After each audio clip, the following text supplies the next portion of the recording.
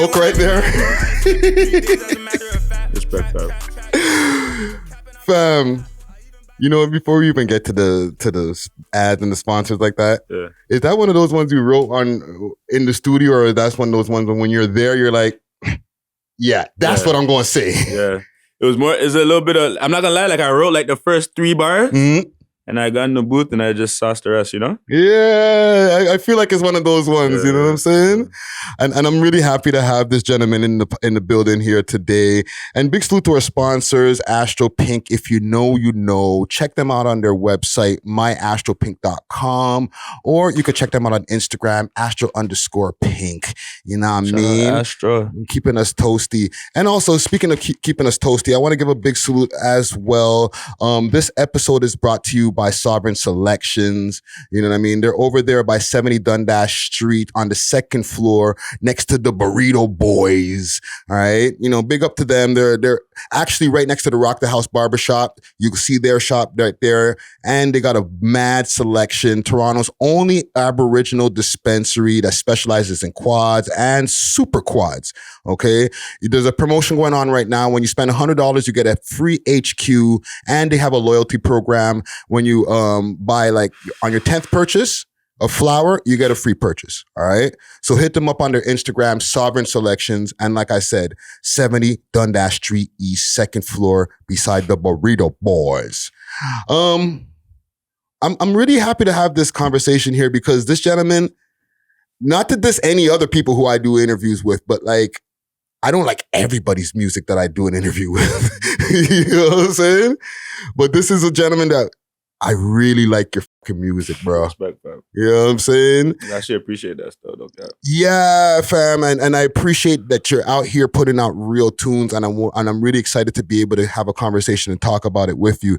So with no further ado, we have Dr. Bushman in the motherfucking building. What's going on, brother? Just here, you know, surviving. How's your 2022 been? Like, since we're at the end of it right now, you know what I'm saying? Just been working, Brisky. I've been working on his tape. Working on, honestly, Brisky, I just want to fucking be the perfect artist and just do shit the way it's supposed to be done, you know? Yeah. Don't want to do no half-ass videos. Don't want to drop no half-ass songs. Just want to do everything how I want to do it, right? Yeah, no, for sure. Taking my time with it. Do me a favor and bring your mic just a little bit closer to you there. There you go. Perfect. Yeah. Right. And you just recently came back from NYC. Yeah. I just went to go over there for a bit. Okay.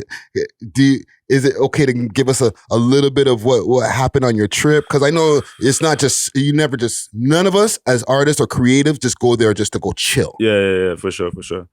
I don't want to get too much into it because I want it to be a little surprise, but like, I went over there, did like a little interview or whatever, you know? Okay. Interview freestyle type shit. All right. I'll be looking on the YouTube space to see when that pops up. Yeah, for sure. Even with the freestyle, and this is just not even one of the questions on my page, bro. You are a specialist at that, fam. Just that that solid 16s that you did that time, bro, is one of the more viral ones out of all of the ones that they did. I think that's the most viewed one. Yeah. You know what I'm saying? For sure, I think it is. What kind of zone do you get into when you get into one of those freestyle sessions, fam? That one in specific, like, I don't know if you guys saw it, but around that time I got arrested, like, you know, and I think you guys mentioned it on your show and shit. Yeah, you know? yeah. But I got arrested those times. And then a little bit before that, like, a lot of my dogs were just getting raided and shit. And, you know, just bare shit was happening. So, like, this is all around the same time with the Drake shit, like, you know? So it's just like, a lot is going on. My rap career is like furthering, but then now my dogs are getting knocked and, like, you know, just bare shit was going on, you know? So it's like, at first I didn't even really want to rap, you know, because I just felt like this is kind of dumb right now, like, you know? Yeah. You know, it's just, I just tried to use that energy put it into the music and, you know, that's all bro, it was one of the ones where it wasn't just good lyrics, but like I can feel the energy and I can feel the pain and the story, you know what I'm saying? Yeah, sure. Man. And that's a dope thing to be able to transmit to the audience. But also, you're from Brampton, right? Yeah. Peel baby. Yeah. I see. Go ahead, because not everybody from Brampton's from Brampton. More times people come from somewhere else and then end up in Brampton. Yeah, exactly. So where were you before Brampton? I'm actually from the States. Like, I lived all over the world, to be honest, but I'm from the States, you know? Yeah, so you're Nigerian by birth or like just by family? No, I'm Nigerian by birth, yeah. Okay. Yeah, so I lived out there for a little bit too. I lived there, but not really. That's when I was more young and shit, you know? But I'm really from the States. I lived in New York. I lived in Minnesota. I lived all over the place. Yeah. I lived in UK too for like 2-3 years. Okay. Yeah. But yeah, I came over here, you know, some shit happened and we had to move to Canada, you know? So we've just been in Canada since like 2009 time. Wow. Yeah. So, you know, what was it to, like, you moved like how many places, first of all? Probably like, if we're talking cities, I probably lived in like 6, 7 different cities in my life, you know? But why all the moving around, fam? I don't know. Like, my family's just like that, you know? My family just moves around a lot from young, you know? Yeah. We lived in New York. No, we lived in Canada the longest now, but like, we lived in New York probably the longest, like, you know? Okay. So, and New York is not just New York. It's a borough thing, and each borough is different. You know what I'm saying? I'm from Brooklyn. Okay. From Flatbush, like, from Flatbush, yeah. How long did you stay there before you moved to Canada, bro? Like, I was young when I was in New York Star. I probably left New York when I was like 8, 9. Then we moved to Minnesota for a little bit. I lived in New York. My mom got knocked, so I had to move to UK, live with my aunties and shit. Okay. Probably for like 2-3 years. Then after that, I came back to Minnesota when my mom came out, and we moved over here. Wow. All over the place, you know? Wow. That's why if you listen, a lot of people tell me, like, when you listen to my music, like, they can't really tell where I'm from. Like, I sound Canadian, obviously, but like, sometimes people like say, "Are you from the UK?" Like, they can tell that I've lived in the UK. Certain words I say, you know. Yeah. I'm just. And it's also in your delivery too. You know what I'm saying? There's one thing to have certain words that you say that are like that we use out here, right? You use the same slang.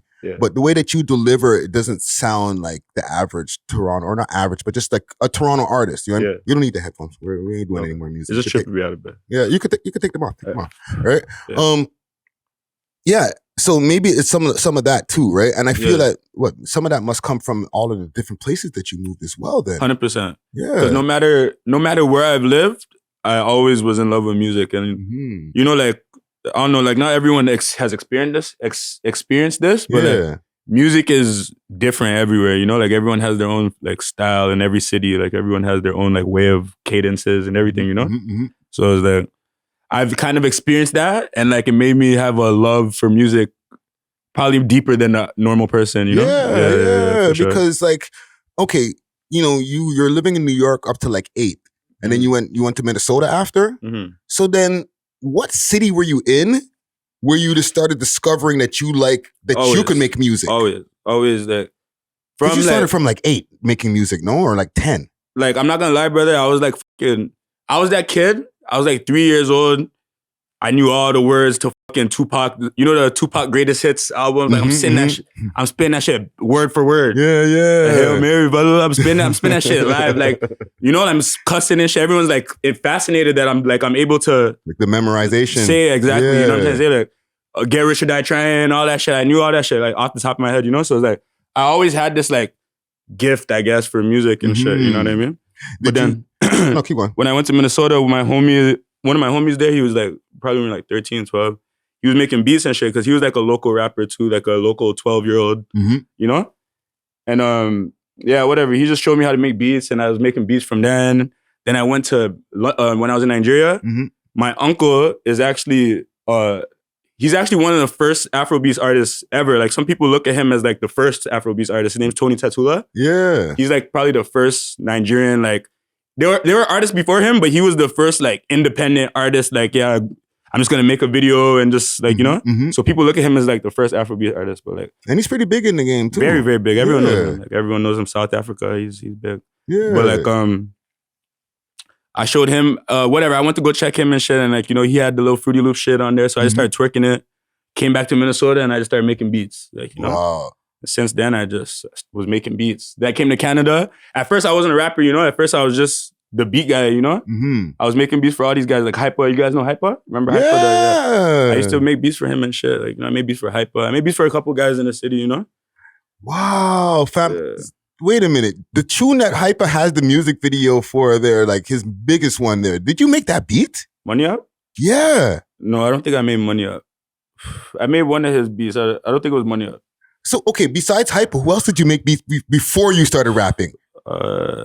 That's fucking interesting, I made beats for, do you know this guy? What's this guy's name? Forgot this artist's name. His name 40 Cal from Dipset. Yes.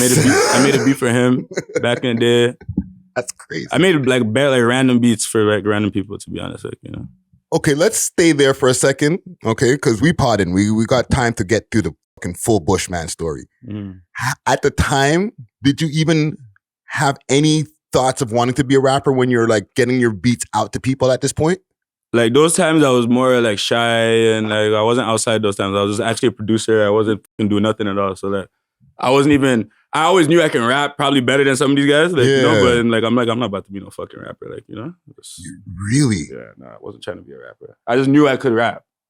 But that is it. I'll probably rap, like, you know when Manem used to do ciphers and shit back in the days? Like, I'll probably hop in and do like a one to spit bars. I'm like, oh, okay, Bushman can rap, like, you know? But it's like, I was never trying to really be a rapper, you know?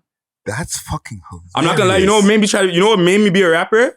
No cap, like, a lot of things made me be a rapper. Like, a lot of shit made me be a rapper. Like, I was around Tory, you know? Like, he probably he doesn't know, like, you know? Because I was a kid those times, but like... Please specify, because there's two Torys. Tory Lanez. Okay. Yeah, he probably doesn't, like, know or remember or whatever, but he was around some niggas and shit before he blew. Like, you know, before he did the little Sean Kingston. I don't know if you guys know the Tory story. I know the whole story. Yeah, like, he was around my cousins and shit, you know? Like, they used to be at my crib. I had, made a little fucking studio over there. To be honest, like, we bought the studio because of him.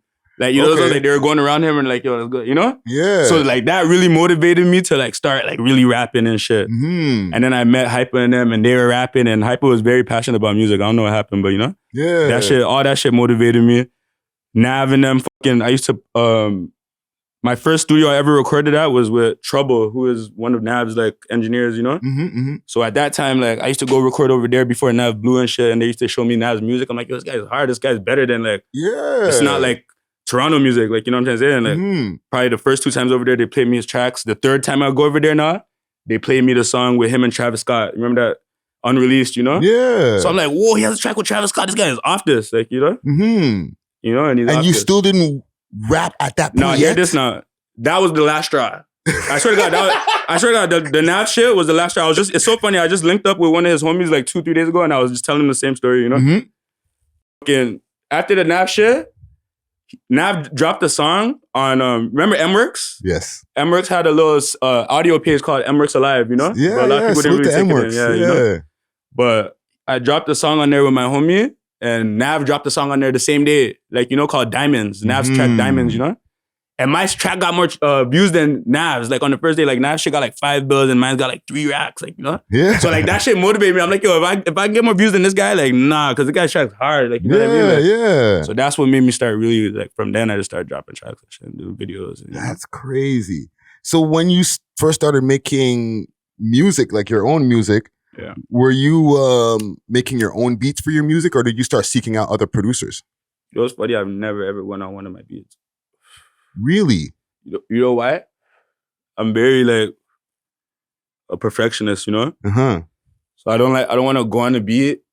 Like I get motivated off the beats, like, you know, so I don't want to go on a, like, not to say that my beats are shit, but it wasn't up to the par of where I want to go on. You know what I'm saying? So like, I was like, fuck that shit. I'd rather focus on working on my, if I want to be a rapper, I'd rather focus on working on my rapping than fucking beats and shit, like, you know?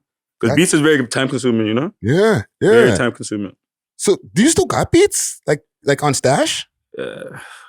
Like probably in emails and shit, you know? My emails, but like I don't care. Everyone always asks me to send them. They always want to hear and shit, you know? Yeah. Like, nah, I don't really have anything right now. No, fam. You know what? That actually explains a lot even for like where you are with the way that you're making music. Because you're not just a rapper, fam. You're a really musical person. You know what I'm saying? Like when I'm listening to the Burning Bush album that dropped October 31st, 2020, right? Right on Halloween. Was there a reason for that?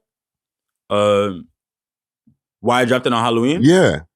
Not really, just because I don't want to say I have a specific reason. Just because it's Halloween, I felt like it was a significant day. Yeah. Like, you know. No, so with that album right there, and it was like a pandemic album. The pandemic had just started, like I guess February of that year. Yeah. A lot of people were locked in, right? What was the process of putting that album together? Because, you know, you dropped it during the pandemic. Yeah. To be honest with you, that whole situation was just like, I'm not gonna lie, it was like, I just like, you know, remember I was Trill Spiffy before, right? Like I was doing my whole, like my artist name at first was Trill Spiffy, if you guys don't know.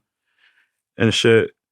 I just felt like I wanted to rebrand. Like, you know, I felt like everything wasn't going my way. Like I was dropping videos and shit, but it was never like, I was doing tracks with other niggas and shit. It was never really my own, and like it wasn't how I wanted to do it. Like I was having issues with cameramen, just dumb, stupid shit, you know?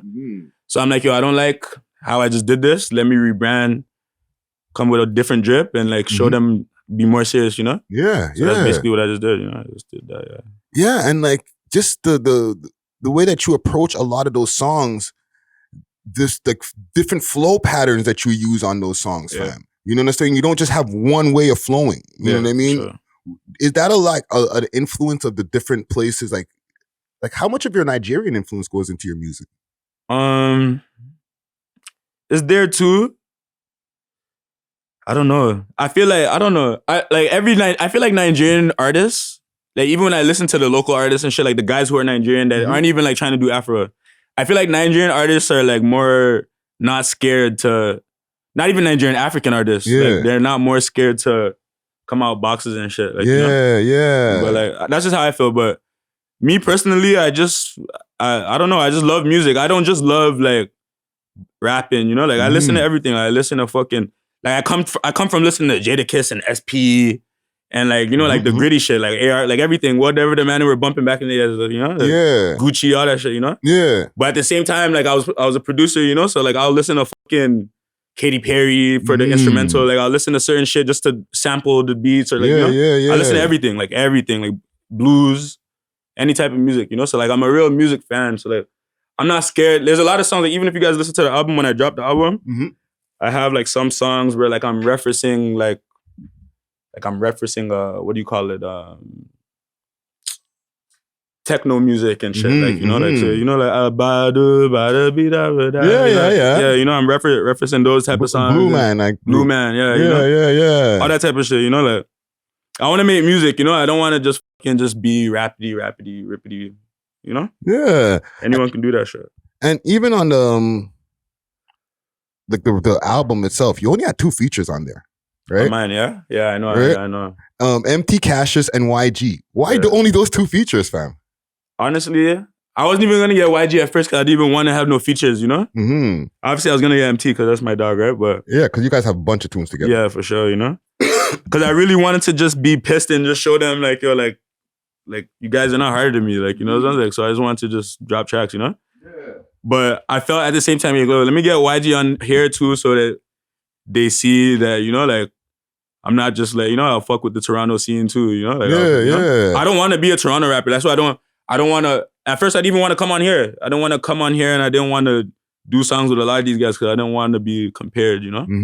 But at the same time, I feel like I'm these guys, you know? Well, like, fam, like, I feel like it's important for artists to collaborate from here because it also shows a different thing. It shows that it can happen. For sure. Like, I'm definitely into that. I will do a song with anyone out here. I don't care about the polys and all that fuck, you know? I'm from Brampton and I'm from the States, so I don't give a fuck. You know what I'm trying to say? I don't care what anyone has to say, you know? But I just more look at it like, I don't want to do songs with certain people and then niggas get the wrong impression and shit. I've already been in through that already. Like, I've done songs with niggas and certain niggas don't want to fuck with me or move like, yo, op this. I'm like, nigga, are you guys retarded, brother? Like, you know? This is just music, you know? But, you know, it is what it is. Like, I'm not scared to do music with niggas too, you know? You guys don't be strangers and shit. If you want to do a song with me, hit me up. Like, I'm not moving Hollywood and shit, but, you know? No, real talk. Yeah. And let's circle back over to Brampton for a quick second. Okay, because once you touch down into Toronto and you finally reach the Peel region, right? Yeah. A lot of people, like I was watching an interview the other day, right? With Poetic Flacco and one of my alumni, Sagittarius Shotty. Yeah. And the way he was talking about Brampton, he was so clueless to it, right? Mm-hmm. Can you explain a little bit what Brampton is like? And even if there's any differences from here in Toronto, I know there's a big South Asian community. In Brampton? Yeah.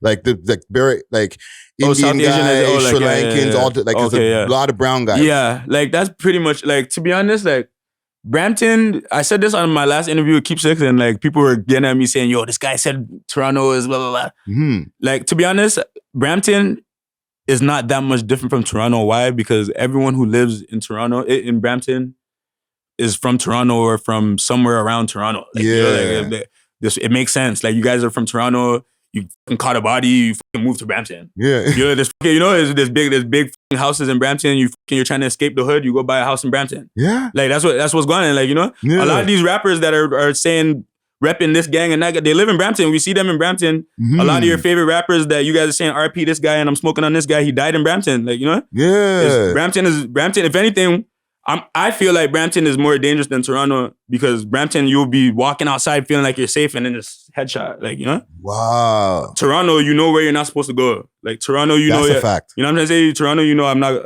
don't go there, don't go to that car wash, don't go here. You know what I'm saying? Yeah. And Brampton is not like that. Brampton, you feel like, what the fuck? You guys are Brampton youths, no one's gonna touch me. But then your Toronto ops are fucking riding around in the cars staring at you, you know? Yeah. You know? Because you did say something. You just say something that just stood out with me. You guys are from Brampton, ain't it?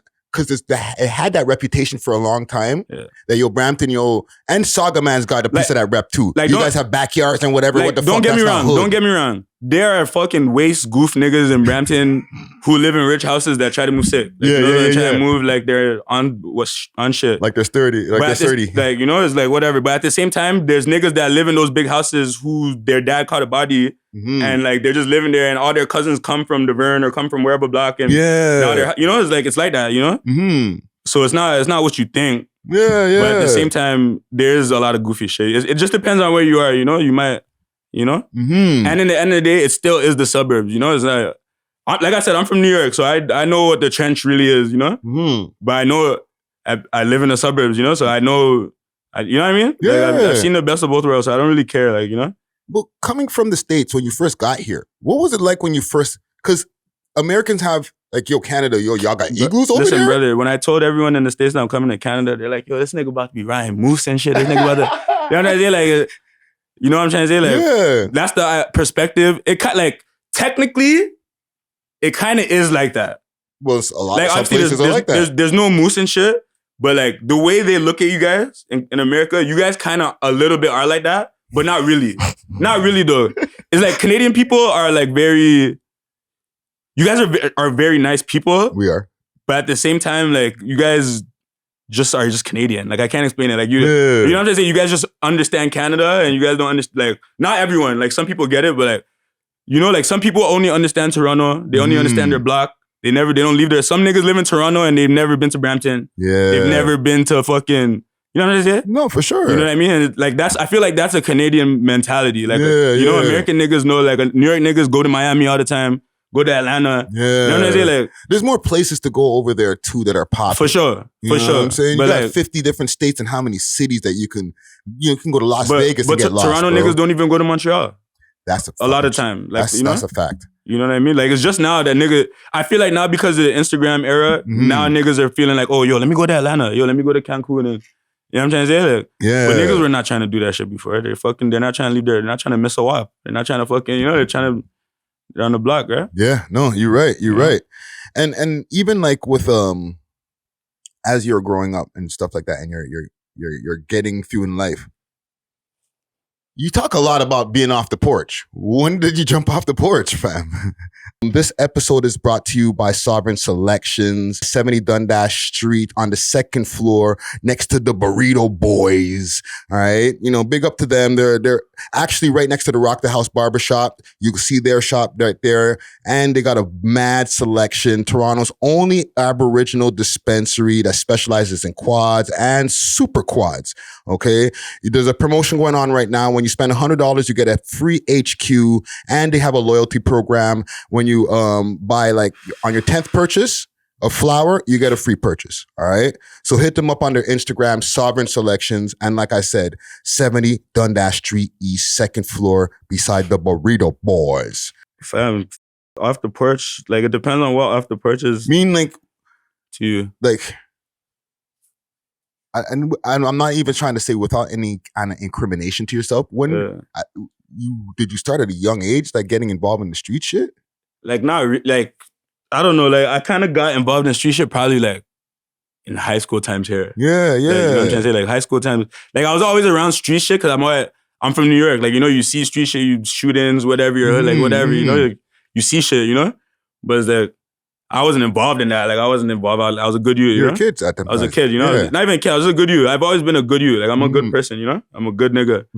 But just, you know, just life, you know, niggas. Well, you know, fam, your mom caught a bit at some point in time. Yeah, life must have been hard, bro. Of course, life is not it's not a cakewalk for sure. Yeah, you know? yeah. But niggas, a lot of, you know, people have it, I don't have the roughest life, you know? People have it a lot tougher than me, you know? But I definitely been through a lot. Like, you know, I've been through shit. Yeah. A lot of people don't know. I don't speak on shit. Like, you know, just...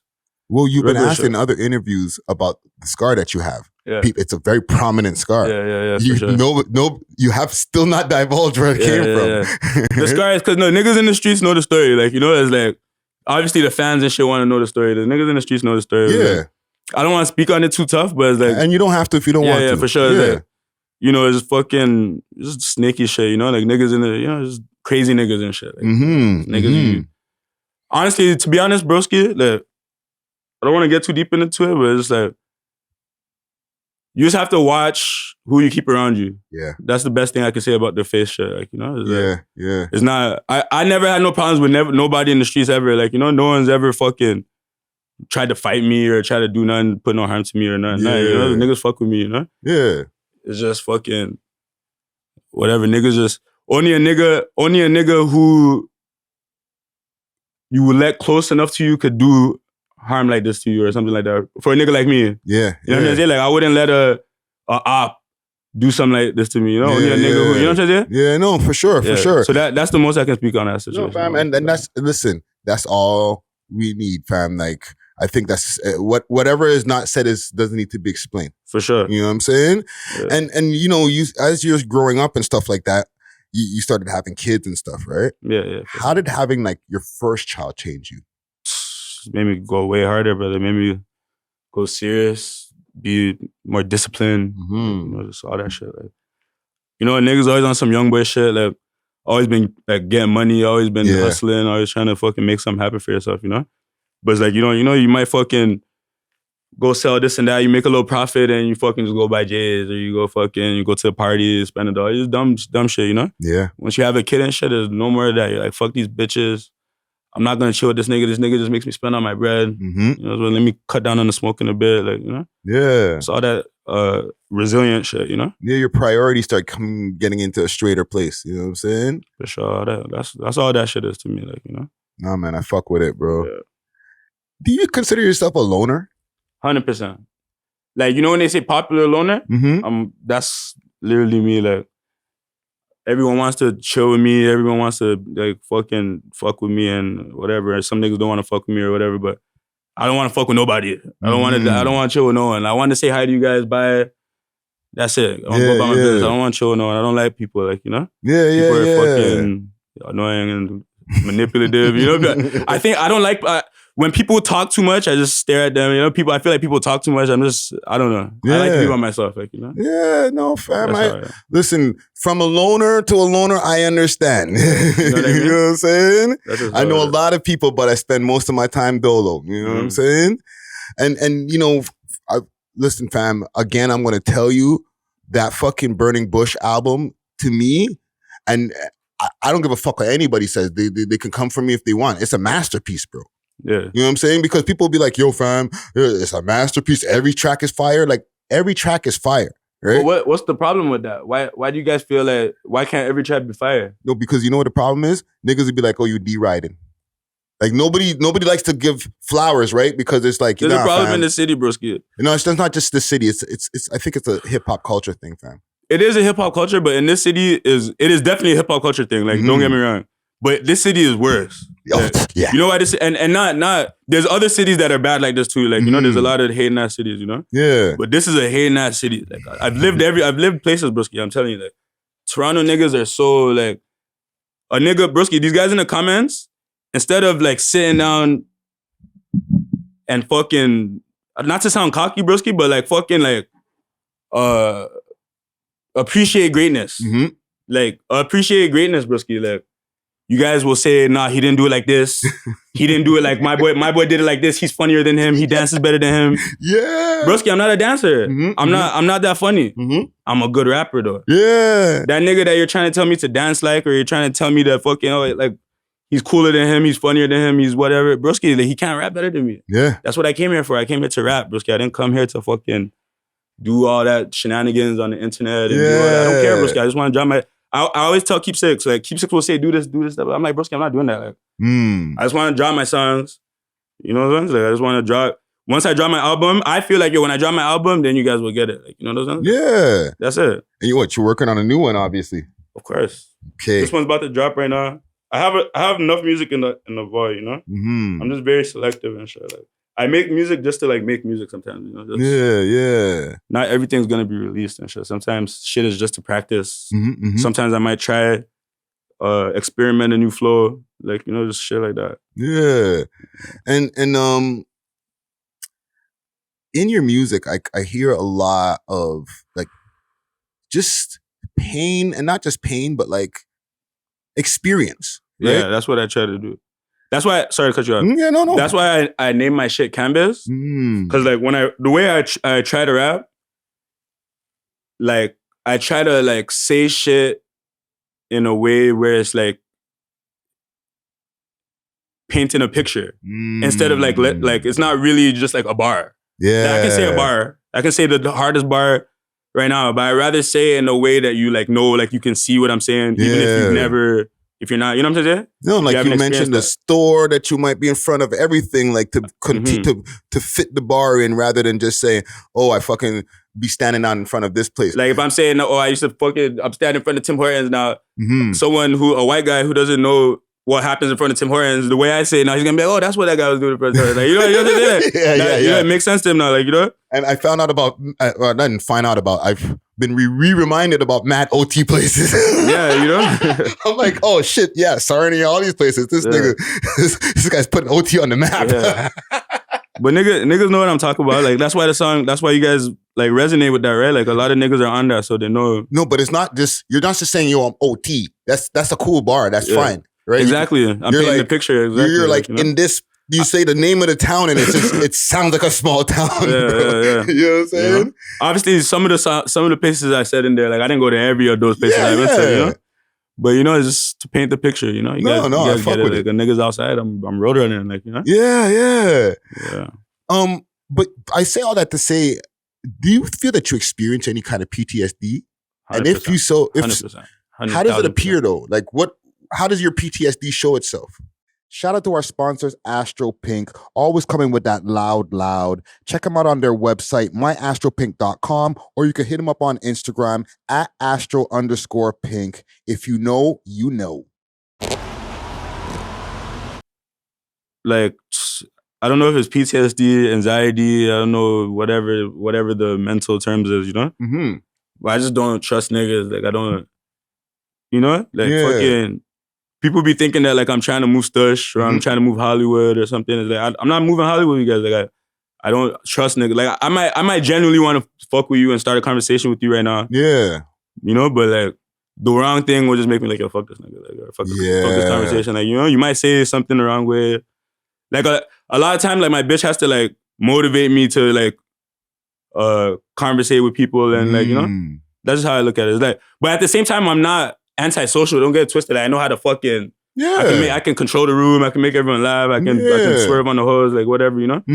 But it's just, sometimes I just don't feel like doing that. I'm just like, yo, fuck everyone. Like, you know? Yeah. If that's what PTSD and all that shit is, like, that's definitely what I feel like going through the streets did to my brain different, you know? Yeah, no. It all shows for all of us in different ways, you know what I'm saying? So it's definitely good to get that insight. Couple more questions even, man. And you've been asked this multiple times, right? Yeah. Whether it's on camera or off camera, right? But with the Drake follow, I want to know something different. Yeah. Why do you think Drake gravitated to your music? I don't want to say anything to like make him. I don't know if like I don't want to say anything to fuck anything up, right? But there's a lot of people who make music, and you're one of the people. I'm still gonna answer the question. Yeah, I'm still gonna answer the question. Yeah. In my opinion, to answer that question, I just feel like I don't know. Maybe he just felt like I was different. Like he just felt like I was different, which I am. Like Yeah. He felt like I was different. Cause like what I noticed too about and why I really respect, shout out to him too, shout out to Drake, he's a real nigga, What I realized is that like, yeah, he shouted me out. Like he shouts out everyone. We see it like he shouts out everyone, but it's like not everyone, fam. No, but he shouts out a lot of people. He doesn't shout out everyone. He does. He doesn't shout out everyone. I know what you're trying to say. He doesn't shout out everyone, right? Yeah. But like some people don't need that shout out. Right? Some people, if they get that shout out from Drake, it might feel like, oh, Drake is trying to low dog them or something. Yeah, I don't know. I don't know his mentality, right? But that's to that, right? Yeah. But I feel like maybe he just shouted me out because he felt like I was different, and like I see that he shouts out people all the time. But the way he shouted me out, I felt was special. Like fucking was watching my shit in the crib in the late night, and I don't know. I appreciate that. I don't know what to say. Fucking. I want to add on to that. Yeah. I want to say that, yes, I agree. Yeah. Because, not to speak for him, but I feel like I can see a lot of patterns. Yeah. And he's a music lover. But at the same time, he's not just going to go for the generic sounding rapper. You know what I'm saying? Somebody who has a creative flow and is coming from a different sound or has like something different to their sound. Like I feel like Drake is an artist, right? Yeah. So like, if just because he might hear, like you guys might like think that he fucks with an artist and like you guys think he's shit. That artist is shit or her is shit, right? Yeah. But like Drake might not be fucking with them because they're shit. He might like their voice, no homo. Like he might like the way they come on. Like they might like the flow their flow. They might be a shit artist, but they have a sick flow. And if Drake was to use that flow, it would be yellow tape. Yeah, like, you know what I'm saying? Yeah, but you as a fan, you're not looking at it like that. You're like, why the fuck is Drake fucking with that artist? Like, Yeah, you know yeah. No, this is what I'm saying. Like I'm like it's a thing where it's like if you just were a generic sounding rapper, fam, I don't think you would have been just with the rest of the generic sounding rappers, fam. Yeah, for sure. You know what I mean? So you definitely you're onto something good. And like, where do you see as the full Dr. Bushman vision? You know what I'm saying? Like, the goals never end. Yeah. But like when you're saying like I made it, like I'm here. The same shit, broski. The same what we believe is making it, broski. Like being up there with them. Yeah. The fucking Nicki Minaj's and like, the Futures and shit. Like that's the top tier, the end all be all, or what the bitches be saying nowadays. The end all, you know? Yeah. That's the end of it, you know? Yeah. That's where a nigga wants to be. Like I don't want to just be anyone can get to that position of, you get a deal and done. Yeah, yeah. You get a deal, you get your mill. People think you get signed for a mill and you're rich forever. It's not like that. You get your mill and like you still owe these people. Sometimes you get signed for a mill, you owe these guys 5 mil. Now, people don't know that. You might owe them 7 mil. So you have to work, brother. That mill is not nothing, So it's like all of that shit, like that's why I remember, like I was just telling you before the cameras were rolling and shit. I was like, I don't want a fucking deal. I don't want a major deal. Like obviously if they want to talk to me, I'll sit down and hear what they have to say and shit. Yeah, yeah. I want to go independent. I want to go distribution deals and all that shit. Like, I'd rather work for it, Yeah. No, fam. And when it comes to stuff like that, the more leverage that you have, then when you do want a deal, like how a guy like Russ, when he decided to get into a deal, he had mad leverage he can sign for the numbers he wants. Yeah, that's what we're talking about. You know what I'm saying? Like, some advice to some rappers and shit. I don't want to fucking, and Keep Six is my dog, and I fuck with Six Buzz and all you guys, like, Yeah. But like advice to like rappers that are really trying to do this shit, like there's no point in you guys paying Keep Six in them, like, you guys pay Keep Six in them. Actually, there is a point in you paying Keep Six in them, like when you pay Keep Six in them, when it matters, you know? But like, don't think you're just gonna pay keepsakes and now like the city's gonna be fucking with you. Yeah. Like, it doesn't work like that, you know? I've been through that shit. Like, you know, it doesn't work like that. You guys have to fucking invest in yourself, broski. You have to fucking, that money that you're sending to keepsakes and fucking 6Buzz and all these 6 Sounds, all these guys, you pay for an Instagram ad. You know, when pay for a fucking YouTube ad for your video. That's just coming back to you, you know? Yeah. You pay $50, $25 a day. Who knows? You get 6, 7 new fans. You know, they're gonna fucking stream your shit forever. They're gonna fucking buy your shit. You know, they're gonna come to your shows. You know? Yeah. That is what matters more than fucking just a 1-2 post here and there. Fucking they talk about you for the day. You know? Yeah. No one gives a fuck about that shit. They talk about you for the day. They might remember your name, but they're not gonna be talking about you. You're not gonna be a household name. You know? Yeah. You want to be a household name in that shit. No, fam, that's sound advice, and even with that, like I would advise do both. You know what I'm saying? Sure. Like, and I always tell people when we do promotion, like, don't only just hit us up for promo. 100%. Hit everybody up. Hit everyone. And the niggas in the States. Yeah. And go up on No Jumper and don't get me wrong, I'm not saying that you guys shouldn't pay keepsakes and fucking 6Buzz. Yeah. I'm just saying, like, don't think you're gonna pay them and you're gonna blow that's it. off that. Like, you have to keep paying. But you have to pay keepsakes every time you drop a track. Yeah. You have to fucking pay Google to do ads every single time you do you know what I mean? Yes. Like, this is an ongoing process, bro. Yes. You know? Nah, fam, that's sound advice, bro. And even with that, to add on to the advice part, right? And in closing, what's one thing in like your experience going all over the fucking place, now living in Toronto or in Brampton, and the amount of music that you've put out, the name change, you learn a lot of shit. What's one thing that you wish you knew back then when you were a younger Bushman that you know now? I definitely wish, like, for like the artist standpoint, like we're talking like artist shit and like music shit. I wish I did it earlier. Like, you know, because from like I was always thinking I should have did it like when I was still. If I was doing this shit in high school, you see like LB Spiffy and them. Yeah. See how L Spiffy just had that love. Because he's a young boy. Like, you know, he's a young boy, he just gets that love. You know what I'm saying? Like, if I was doing this shit from high school, I feel like I would have been blue. Because the nigga been had talent, you know? I've been rapping, been had the skills, you know? So nigga, I feel like I would have been blue if I was doing it in high school. But now it's like, you get older, you're rapping, like, your friends from high school, they're like, oh, but what the fuck, you're a rapper? Like, you know, like, people, like, just like 2-3 days ago, someone from high school was like, what the fuck, you're rapping, nigga? Like, I didn't even know you're good. Like, I heard you're rapping, I didn't know you're good. Like, you know? It's like, you know? They just found out that fucking Bushman is doing this thing. Because we're older now. Like, people have jobs, kids. They don't give a fuck about music that much. Like, they care about music, but they don't care that much. Like, you know? But your fan base gives a fuck, bro. Because your fan base are going to be the little white kids and the fucking kids in high school. And, you know? Yeah. That's why you have to focus on them, right? Yeah. That's why when I'm making tracks, I'm trying to make fun shit that I know they're going to be bumping in their fucking, you know? I'm not trying to bump the I'm not trying to make the for the guys, like, you know? Yeah. I don't care about this shit. You guys are not going to buy my shit. You guys are not streaming my shit. Like, obviously, the man are going to get you bubbling. Yeah. You know, it's good to have your name bubbling in the streets, you know?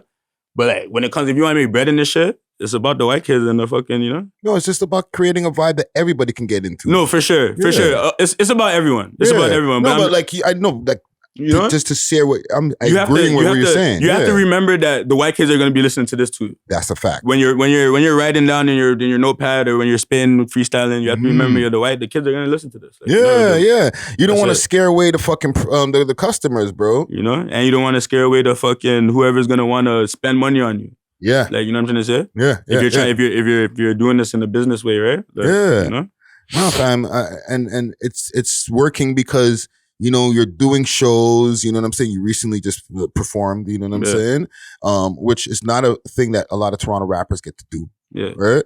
And you know, you're doing a lot of good work, fam. Thank you, brother. I'm fucking with the movement, bro. Just off-brand last question. Yeah. Do you ever think you're gonna get into making beats again?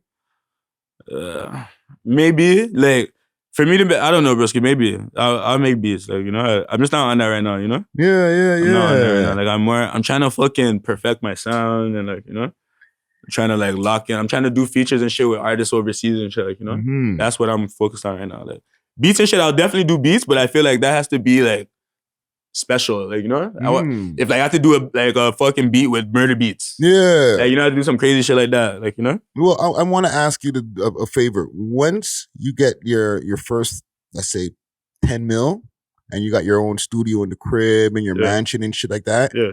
You know what I'm saying? And you'll have some extra equipment lying around, some keyboards. Try start making some beats again. Because now you'll have some time. You're like, fuck, I got like 4 hits in the fucking vault, bro. Yeah. New album coming. Ah, shit. I might just download the little Fruity Loops and, you know, just start practicing again, you know? Yeah, man. And, you know, then we'll be like, oh, shit. Billboard topper, Bushman started making beats again. I know. That'd be a whole headline, I know. Everyone tells me that shit. Yeah. You know what I'm saying? But listen, fam, I really enjoyed this conversation with you here, bro. I feel that the audience is going to get to know a lot more about Bushman, and then when they go to peep the music, they'll be like, I understand you more. You know what I'm saying? For sure. I think we could take us out here with this track. I think I want to do I'm going to do My Kitchen, but quick fast. Also, again, big salute to the sponsors. Our main sponsors, Astro Pink. If you know, you know. Check them out on their Instagram, Astro_Pink. On their website, myastropink.com. If you know, you know. Astro has me big high right now. Oh, hell yeah.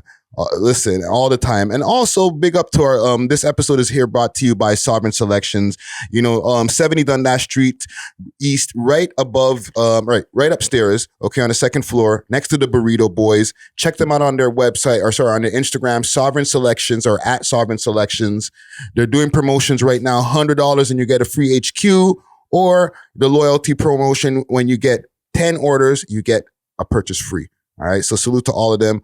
I'm going to take us out with a tune that one of my favorites on this album, My Kitchen. Let's go. We love hip hop.